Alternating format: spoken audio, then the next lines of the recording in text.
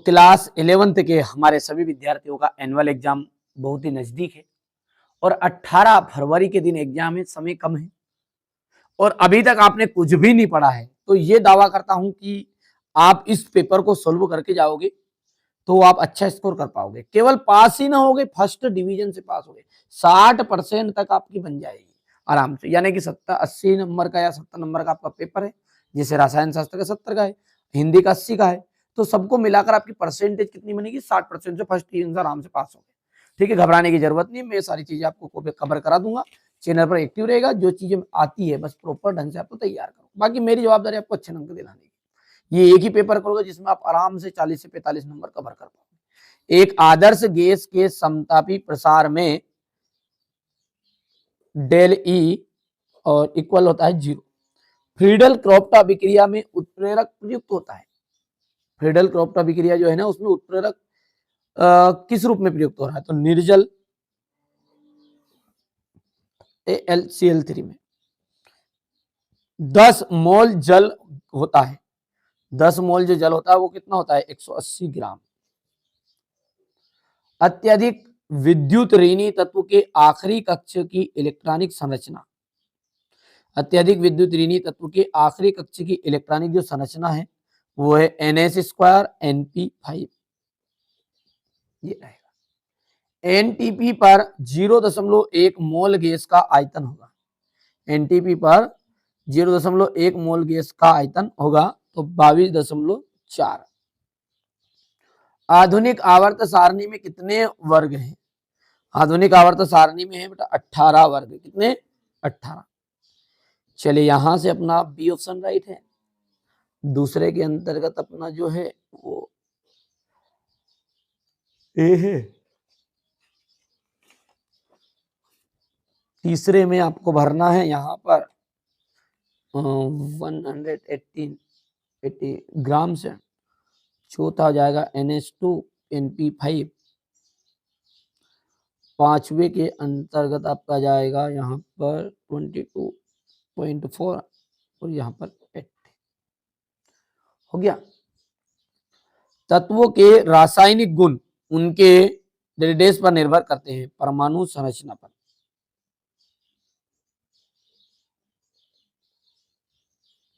परमाणु की संरचना पर,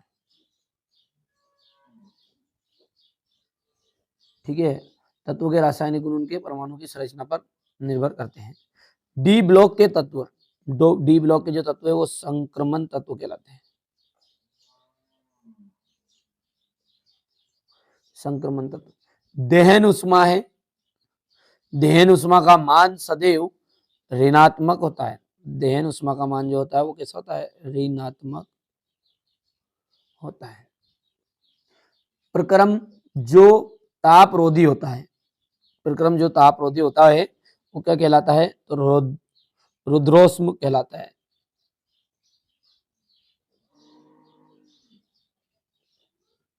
यौगिकों में तत्वों का अनुपात मूलानुपाती सूत्र कहलाता है। तो सरलतम अनुपात यहां पर जाएगा आपका सरलतम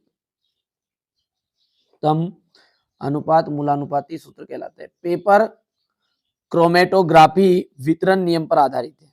इस पर वितरण नियम पर आधारित है। हो गया इतना।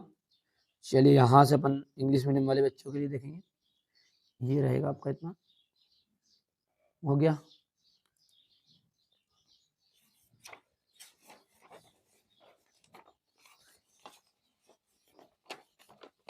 ये आपका यहां पर सही जोड़ी, ठीक है। BeCl2 की संरचना तो ये हो जाएगी आपकी रेखिक। NH3 की संरचना तो त्रिकोणीय। बंध क्रम, भार न्यूटन, गुणित अनुपात का नियम लेवोजियर। हो गया।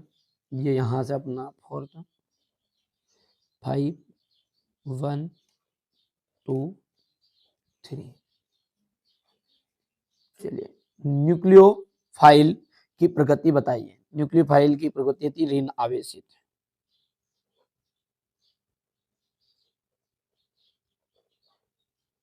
Green house. शुद्ध जल में हाइड्रोजन आयन की सांद्रता का मान कितना होता है? तो 1 × 10⁻⁷। ठीक है, आगे देखते हैं। सोडियम क्लोराइड यानी कि NaCl में किस प्रकार का बंध पाया जाता है? आयनिक बंध पाया जाता है।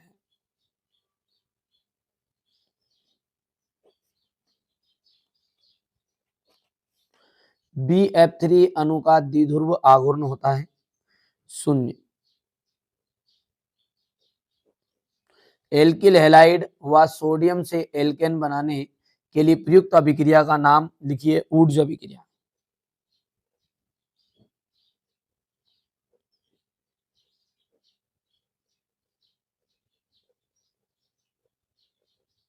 ऊर्ज अभिक्रिया। चलिए यहां से अपन देख सकते हैं, ये इंग्लिश मीडियम वाले बच्चों का रहेगा। इतना हो गया। चलिए क्वेश्चन 5,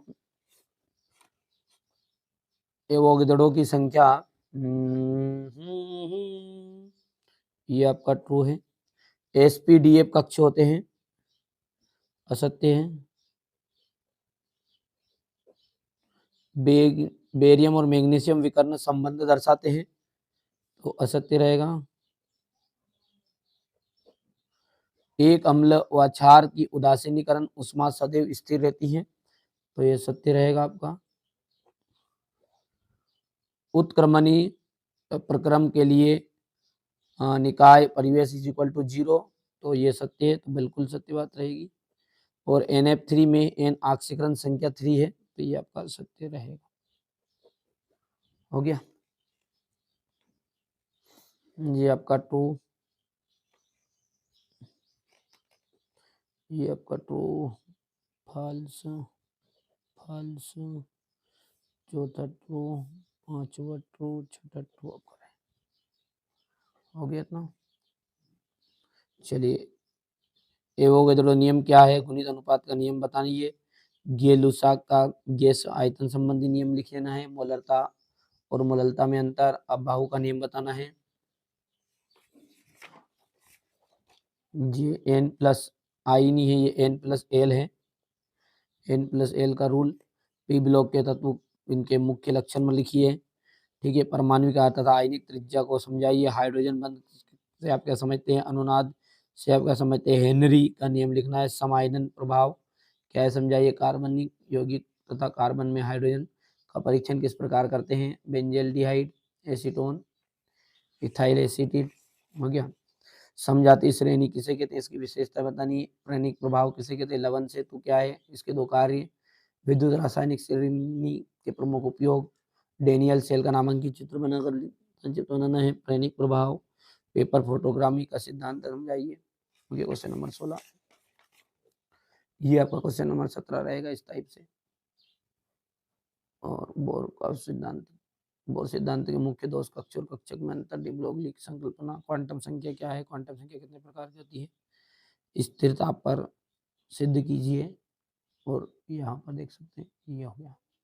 ठीक है, तो ये मैंने आपको केमिस्ट्री के लिए एक सैंपल पेपर बता दिया। आप तो बढ़िया से कंप्लीट करिएगा। ठीक है, चैनल पर एक्टिव रहिए। कोई सी भी नई चीज़ आती है, अपडेट आएगा या समझ जाइए आप इशारे में। ठीक है, चैनल पर एक्टिव रहेगा तो सबको समझ में आएगा सारी चीज़ें। चलिए तो मिलते हैं अगले वीडियो में।